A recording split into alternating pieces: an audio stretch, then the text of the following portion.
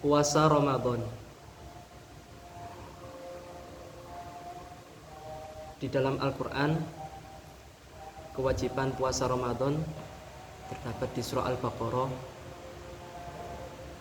ayat 183. A'udzubillahi minasyaitonirrajim. Ya ayyuhalladzina amanu kutiba alaikumus siyamu kama kutiba alal ladzina min qablikum la'allakum tattaqun ayyaman ma'dudat. Al-ayah. Wahai orang-orang yang beriman, diwajibkan atas kalian berpuasa sebagaimana diwajibkannya umat-umat sebelum kalian, agar kalian bertakwa. Dan pelaksanaannya puasa itu harinya ditentukan. Mengutip di dalam kitab Majalisus Saniyah, puasa menjadi rukun Islam mendahului haji. Hal ini dikarenakan puasa dilakukan setiap tahun. Oleh sebab itu puasa mendahului haji dalam penyebutannya di dalam rukun Islam. Kemudian puasa yaitu secara bahasa yaitu al-imsak, menahan diri, sebagaimana yang pernah diucapkan oleh Sayyidah Maryam, inni nadartu lirrahmani shauma, yakni menahan diri. Menahan diri, kalau dalam konteks ayat tadi itu menahan diri yakni diam, tidak berbicara. Secara syariat, puasa adalah menahan diri dari hal-hal yang membatalkan puasa, yang disebabkan oleh makan, minum, atau bersetubuh, yakni menjaga diri dari hal-hal yang membatalkan puasa melalui mulut atau lubang yang ada di dalam tubuh, yakni yang menuju perut. Kemudian menahan diri dari farji atau menahan kemaluan. Puasa secara syariat itu ada 3 macam, yakni puasa wajib, yakni terus puasa Ramadan, kemudian puasa sunnah, kemudian puasa kafaroh. Kalau puasa Ramadan, puasa yang kita lakukan setiap bulan Ramadan. Kalau puasa sunnah itu dilakukan sebagaimana yang pernah dicontohkan oleh baginda Nabi Muhammad SAW selain di bulan Ramadan.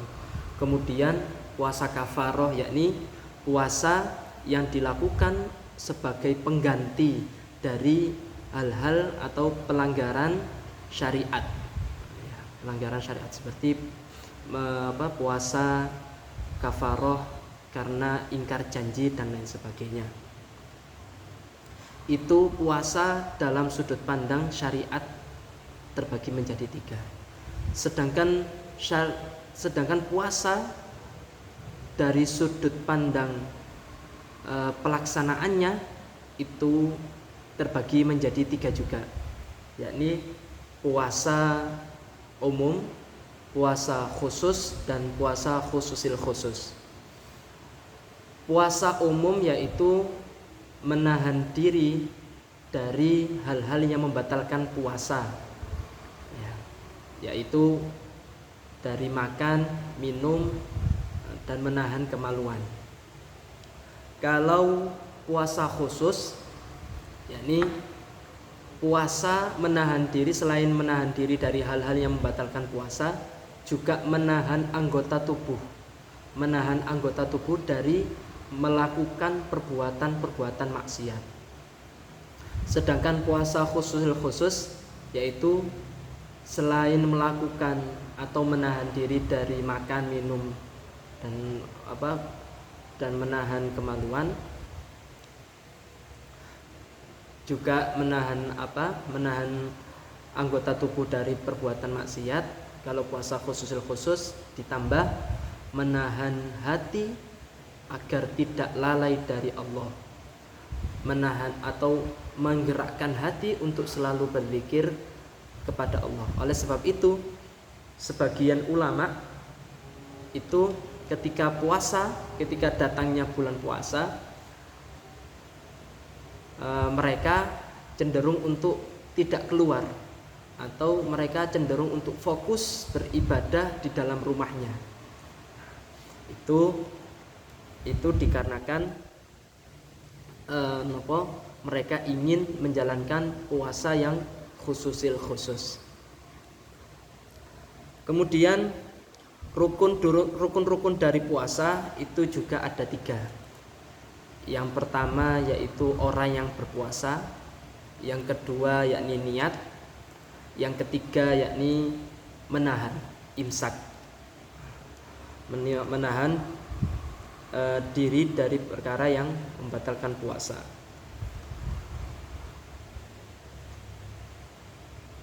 Kemudian puasa itu sebagaimana yang disebutkan dalam ayat tadi, ayyaman ma'dudat, yakni pelaksanaan puasa Ramadan itu sesuai dengan tuntunan yang ada, yakni melihat apakah sudah tampak hilal atau tidak. Jadi puasa itu lebih menghitung lebih mengutamakan untuk terlihatnya hilal. Selebihnya boleh menggunakan metode hisab.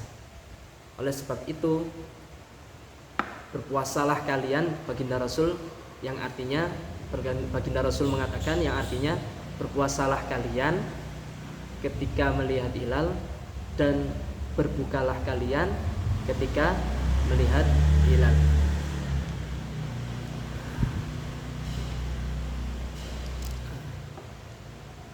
Puasa juga bisa di antara faedah puasa,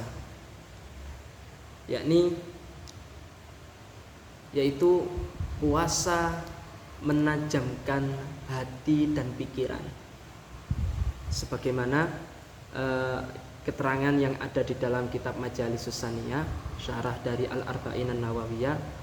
Puasa itu menahan diri dari hal-hal yang membatalkan puasa, bahkan menahan nafsu, sehingga bisa mempertajam pikiran dan mempertajam hati. Rasulullah SAW pernah berkata, beliau dawuh, andaikan, yang artinya andaikan manusia mengetahui kandungan atau barokah atau faedah yang ada di dalam bulan Ramadan, niscaya manusia akan meminta, ya Allah, jadikanlah semua bulan yang ada itu menjadi bulan Ramadan. Kenapa? Karena begitu besarnya kan anugerah yang terdapat dalam bulan Ramadan. Kemudian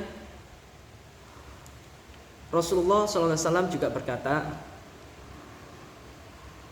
man qama ramadhana imanan wahtisaban yaghfiru lahu ma taqaddama min dzambih. Ya. Barang siapa yang menjalankan puasa Ramadan dengan dasar iman, dengan dasar mencari ridho Allah, maka dosa-dosanya akan diampuni oleh Allah. Yakni melaksanakan puasa itu berat, sehingga melaksanakan puasa karena andaikan melaksanakan puasa itu bukan karena keberatannya itu, karena hanya ingin mendapatkan ridhonya Allah, niscaya Allah juga akan memberikan maghfirahnya. Kemudian di dalam puasa Ramadan terdapat amalan yang istimewa, yang mana amalan ini tidak ada di bulan yang lain, yakni sholat tarawih. Sholat tarawih bahkan diriwayatkan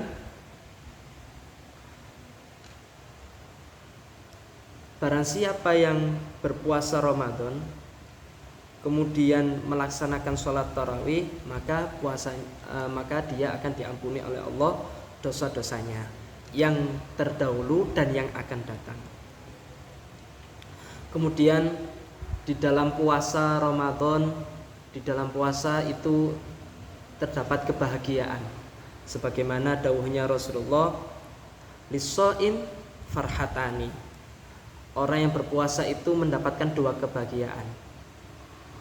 Apa itu? Idza aftara fariha bi fitrihi. Ketika puasa, yang pertama yaitu ketika dia berbuka, maka dia akan dibahagiakan dengan bukanya itu tadi. Siapa yang tidak senang atau siapa yang tidak menunggu, ya, kalau guyonannya yang ditunggu oleh orang yang berpuasa itu hanya satu, yaitu adzan maghrib. Itu gambaran dari betapa senangnya orang yang berpuasa ketika diizinkan untuk berbuka. Terus yang kedua, kebahagiaan yang kedua yaitu akan didapatkan ketika kelak di hari kiamat, yakni barang siapa yang berpuasa dia akan mudah untuk bertemu dengan Tuhannya, yakni mendapatkan ridho Allah Subhanahu wa taala. Terus di dalam bulan Ramadan juga terdapat waktu yang sangat istimewa, yakni waktu yang sangat dicari-cari oleh semua umat Islam, yakni malam Lailatul Qadar. Ini bahkan Rasulullah dawuh, man qama Lailatul Qadri imanan wa ihtisaban yaghfiru lahu ma taqaddama min dzambi. Barang siapa yang mendirikan sholat berdiri, barang siapa yang berdiri, yakni menghidupkan malamnya itu di malam Lailatul Qadar, maka dia akan diampuni oleh Allah Subhanahu wa taala. Para ulama banyak sekali pendapat tentang kapan Lailatul Qadar itu. Namun pendapat yang paling kuat, Lailatul Qadar muncul di 10 malam terakhir di bulan Ramadan. Oleh sebab itu di bulan Ramadan, di 10 akhir bulan Ramadan itu Rasulullah lebih sering berada di masjid daripada berada di rumah. Oleh sebab itu marilah kita bersemangat melaksanakan ibadah puasa ini. Tujuannya adalah untuk mencari ridhonya Allah. Kita tidak pernah tahu ibadah mana yang kita lakukan yang mendatangkan ridhonya Allah, yang mendatangkan kerelaan Allah, yang menjadikan kita sebagai hamba yang dicintai oleh Allah. Oleh sebab itu di bulan puasa ini marilah kita lebih bersemangat dalam beribadah. Marilah kita melengkapi atau memenuhi ibadah-ibadah wajib kita dan melengkapinya dengan ibadah-ibadah sunnah yang telah diajarkan oleh baginda Rasulullah Muhammad SAW. Semoga penjelasan tentang puasa ini menjadi manfaat bagi saya sendiri dan juga tentunya bagi yang menyimak. Dan semoga Allah meridhoi apa yang kita lakukan di bulan Ramadan ini. Semoga Allah mempermudah amalan-amalan kita di bulan Ramadan ini. Usikum wa nafsi bitaqwallah. Terima kasih, mohon maaf dan mohon dimaafkan. Assalamualaikum warahmatullahi wabarakatuh.